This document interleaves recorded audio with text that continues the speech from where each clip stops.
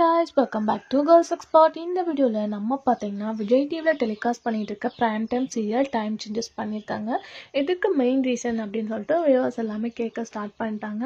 So change பண்ணியிருக்க serial அப்படின்னு பார்க்கும்போது பாக்கியலட்சுமி தான். ஸோ பாக்கியலட்சுமியோட ரேட்டிங்ஸ் அப்படின்னு சொல்லிட்டு பார்க்கும்போது அஸ்யூஷுவலாக டாப் 2 டாப் 3 போயிட்டு இருக்கு.